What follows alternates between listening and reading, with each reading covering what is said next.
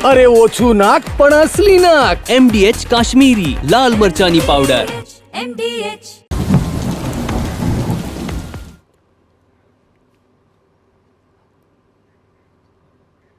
ચોવીસ કલાક કરતા વધુ સમય થઈ ગયો છતાં હજુ સુધી પૂરના પાણી ઓસર્યા નથી। સુરતના અનેક વિસ્તાર હજુ પણ ખાડીઓના પાણીથી પરેશાન થઈ ગયા છે। છેલ્લા 24 કલાકમાં વરસાદ તો બંધ થઈ ગયો, પરંતુ હજુએ સુરતની અનેક ખાડીઓ ખતરાના નિશાન કરતા ઉપર વહી રહી છે। હવે તો લગભગ દર વર્ષે સુરતમાં ખાડી પૂર આવે છે। સવાલ એ થાય છે કે આ બેદરકારીનું પૂર ક્યાં સુધી સુરતના લોકો સહન કરશે? શું કરી રહી છે પાલિકા? 10,000 કરોડનું બજેટ છે, છતાં પાણીના નિકાલની આવી કામગીરી। સુરતની આવી સ્થિતિ માટે કોણ જવાબદાર? સુરતના મેયર દોષનો ટોપલો મહાનગરપાલિકાના અધિકારીઓ પર ઢોળી રહ્યા છે। સવાલ એ કે શું જવાબદાર અધિકારીઓને સસ્પેન્ડ કરવામાં આવશે? આખરે ક્યાં સુધી સુરતની પ્રજા આ ખાડીના પૂરમાં પરેશાન થતી રહેશે?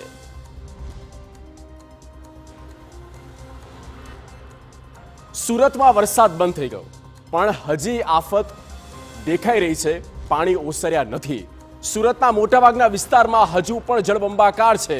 જે વિસ્તારોમાં ખાડીના પાણી ફરી વળ્યા હતા તે વિસ્તારમાં હજુ એ પાણી જોવા મળ્યા। કેટલાક વિસ્તારમાં થોડીક રાહત છે, પણ ઉપરવાસમાં થઈ રહેલા ધોધમાર વરસાદને કારણે એ ખાડીના પાણીએ હજુ પણ વધારી સુરતના લોકોની પરેશાની।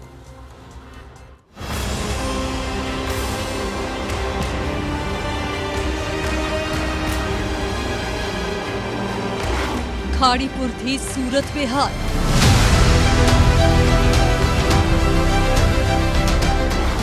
24 કલાક બાદ પણ નથી ઓસર્યા પાણી।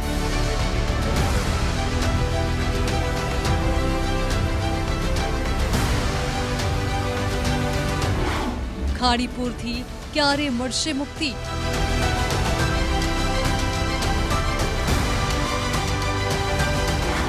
મહાનગરપાલિકા સામે લોકોમાં આક્રોશ।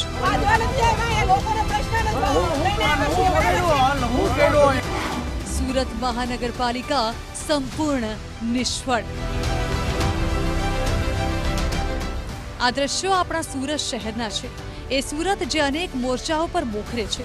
જો કે પૂરની પીડામાં પણ લાગે છે કે સુરતે મોખરે જ રહેવાનું પસંદ કર્યું છે, કારણ કે વર્ષે 10,000 કરોડનું બજેટ હોવા છતાં સુરતના લાખો લોકો છેલ્લા 24 કલાકથી પૂરના પાણી વચ્ચે જ રહેવા માટે મજબૂર છે। સુરતની અલગ અલગ ખાડીઓના પાણીએ સુરતમાં મોટી તબાહી મચાવી છે। 5 લાખ કરતાં વધુ લોકોને સીધી રીતે બાનમાં લીધા છે। હજુ પણ આગામી કેટલાક કલાકો સુધી આ પાણી વચ્ચે જ રહેવું પડશે તે નક્કી નથી। સુરત મહાનગરપાલિકાના પાપે આ સ્થિતિ સર્જાઈ છે। સુરત શહેરની અંદર આ વર્ષે પણ જે રીતે દર વર્ષની જેમ આ વર્ષે પણ જે ખાડીપુરની સ્થિતિ છે ક્યાંક ને ક્યાંક સર્જાયું હોય તે રીતે દ્રશ્યો છે તે સામે આવી રહ્યા છે। મહાનગરપાલિકાના અને સત્તાધીશોના અનેક દાવા વચ્ચે જે પૂરની સ્થિતિ છે ત્યાં સર્જાઈ રહી છે। સીધા દ્રશ્યો જોઈ શકાય છે કે જે રીતે સુરત શહેરની અંદર છેલ્લા 3 દિવસથી જે સતત ભારે જે વરસાદ વરસી રહ્યો છે અને તેના કારણે અનેક પરિસ્થિતિનો જે સામનો છે તે લોકોએ કરવો પડી રહ્યો છે। અહીંયા સ્થાનિક લોકો જોઈ શકાય છે।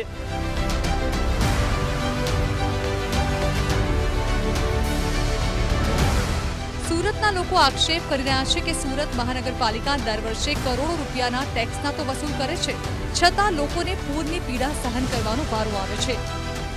बहुत खराब स्थिति है। किस तरीके से काम करना पड़ता है? देख ही रहे हो आप तो रिपोर्टर हो ना, आप देख ही रहे हो क्या परिस्थिति है। आप भी तो पानी में घुस के रिपोर्टिंग कर रहे हो। चलो, कितने साल से ये दिक्कत रहती है?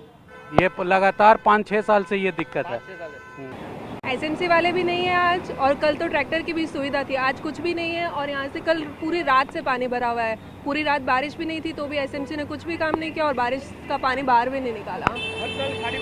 हर साल खाड़ी 3 साल से मैं देख रही हूँ पूरा ऐसे ही भरा रहता है, 1 हफ्ते तक रहता है। एसएमसी वाले कुछ भी काम नहीं करते हैं, पूरे लोग फंसे रहते हैं, किसी का कोई ध्यान नहीं दिया जाता। 2 दिन से हो गया, मार्केट भी जाना इम्पॉसिबल हो गया हम लोगों का। हर साल ऐसा रहता है? हर साल रहता है, 5 साल से हम देख रहे हैं सर कंटिन्यू। तो कोई सॉल्यूशन? इसका कोई सॉल्यूशन नहीं हो रहा है सर अभी तक तो। હવે આપને બતાવીએ એસએમસી કેવી રીતે પોતાની બુદ્ધિનું પ્રદર્શન કરી રહી છે। પહેલા રસ્તાઓ પર આડેધડ બમ બનાવી દીધા અને હવે ખાડી પૂરના કારણે જ્યારે અનેક સોસાયટીઓ જળબંબાકાર થઈ ગઈ છે, ત્યારે હવે એસએમસીના અધિકારીઓ રોડ તોડી રહ્યા છે। સુરત શહેરની અંદર છેલ્લા 4-5 વર્ષથી ખાડી પૂરની સ્થિતિ છે તે સર્જાતી હોય છે. તંત્રને આ બાબતે ખ્યાલ હોય છે કે ચોમાસું આવતું હોય છે, ઉપરવાસની અંદર જ્યારે ભારે વરસાદ વરસતો હોય છે અને ત્યારબાદ જે કેટલાક વિસ્તારોની અંદર ખાડી પૂરની સ્થિતિ સર્જાતી હોય છે, છતાં પણ તંત્ર દ્વારા કોઈ નક્કર કાર્યવાહી કામગીરી છે તે કરવામાં નથી આવતી. અત્યારે સીધા દ્રશ્યો જોઈ શકાય છે કે તંત્ર બુદ્ધિનું પ્રદર્શન કરતા હોય તે રીતે દ્રશ્યો છે તે સામે આવી રહ્યા છે. કારણ કે જે રીતે જે ખાડી પૂરના કારણે કેટલીક જે સોસાયટીઓની અંદર જે પાણી ભરાયું છે અને જે પાણીનો જે નિકાલ નથી થઈ રહ્યો, ત્યારે જે આ સોસાયટીની અંદર જવાનો જે રોડ છે ત્યાં એક જે બમ્પર બનાવ્યું હતું તે બમ્પર તોડવા માટે અત્યારે સુરત મહાનગરપાલિકાના અધિકારીઓ છે જેસીબીથી આ રોડ છે તે તોડવામાં આવી રહ્યો છે. ત્યારે જો ખરેખર જો તપાસ કરી હોત કે આ રોડ જ્યારે બનાવવામાં આવ્યો છે તો અહીંયા કઈ રીતે બાજુમાં પાણી ભરાશે કે નહીં, ચોમાસામાં કઈ રીતની સ્થિતિ સર્જાઈ શકે છે, કારણ કે જે પાણીનો નિકાલ નથી થઈ શકતો તેને આ જે પાણી રોકાઈ રહ્યું છે તે પાણીનો ઝડપી નિકાલ થાય તે માટે આ જે છે રોડનો કેટલો ભાગ છે તે જેસીબી મારફતે તોડવામાં આવી રહ્યો છે. સવાલ એ છે કે શું આવી રીતે રોડ તોડવાથી ખાડી પૂરથી લોકોને રાહત મળશે? એસએમસીએ ખાડી પૂર સામે કોઈ નક્કર કામગીરી કેમ ન કરી? કેમ દર વર્ષે લોકો થાય છે ખાડી પૂરથી પરેશાન? ભારે વરસાદના કારણે જિલ્લામાંથી આવતી અને શહેરમાંથી પસાર થતી ખાડીમાં મંગળવારથી જ ઘોડાપૂર આવ્યું છે. ખાડી પૂરના પાણી વરાછા, લિંબાયત અને અઠવા ઝોન સહિત અનેક જગ્યાએ ફરી વળ્યા છે. ખાડીના પાણી Saroli, Saniya, Hemad, Salthana police station, Kumbhariya, Puna police station, landmark textile માર્કેટથી કડોદરા રોડ અને પર્વત પાટિયા તેમજ માધવબાગ સહિત અનેક વિસ્તારમાં પાણી હજુ પણ છે, જે ઉતરવાનું નામ લેતા નથી. આ ખાડી મીંઢોળા નદીમાં બને છે અને ત્યારબાદ નદી દરિયામાં મળે છે. સુરતના પર્વત પાટિયા વિસ્તારમાં આવેલી સોસાયટીઓની બહાર છેલ્લા 3 દિવસથી પાણી ભરાયેલા રહેતા સ્થાનિકોની હાલત કફોડી બની છે. ખાસ કરીને વ્રજભૂમિ, ઋષિ વિહાર, સત્યમ શિવમ હાઇટ, નંદનવન, વૃંદાવન અને માધવબાગ સોસાયટીના હજારો રહીશો ખાડીપૂરથી ભારે પરેશાની ભોગવી રહ્યા છે. જ્યારે લિંબાયતમાં આવેલી મીઠી ખાડીમાં હજુ પણ પાણી ભરાયેલા હોવાને કારણે સ્થાનિકોને ભારે હાલાકીનો સામનો કરવો પડી રહ્યો છે. આ જળબંબાકારની સ્થિતિ વચ્ચે તંત્ર દ્વારા બેભાન દર્દીઓ માટે કોઈ ખાસ સુવિધા ઉપલબ્ધ ન હોવાનું સામે આવ્યું છે. જુઓ આ દ્રશ્યો. પૂરમાં કેવી રીતે ફાયર બ્રિગેડના લોકો એક વૃદ્ધ વ્યક્તિને બચાવી રહ્યા છે.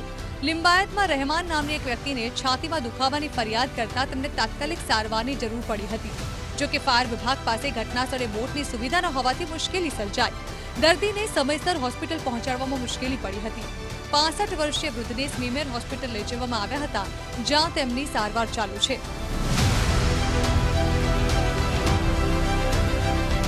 તો આ સંજોગોમાં 108 એમ્બ્યુલન્સના કર્મચારીઓ સમયસર ઘટનાસ્થળે પહોંચી ગયા હતા, પરંતુ મીઠી ખાડીમાં ભરાયેલા પાણી અને બોટની અછતને કારણે દર્દીને 108 સુધી પહોંચાડવામાં અંદાજે 30 મિનિટનો વિલંબ થયો હતો.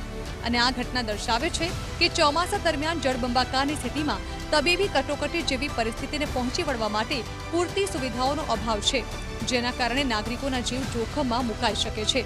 લોકો જીવના જોખમે ફાયર બ્રિગેડના જવાનોએ આ વૃદ્ધને બહાર કાઢ્યા અને હોસ્પિટલમાં દાખલ કરાવ્યા.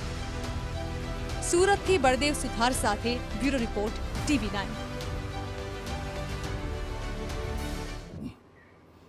તો હીરાનગરી અત્યારે ખાડી હવે છોલા હોય કે ચોળા, સફેદ ચણા હોય કે કાળા ચણા, બધું મજેદાર બનશે.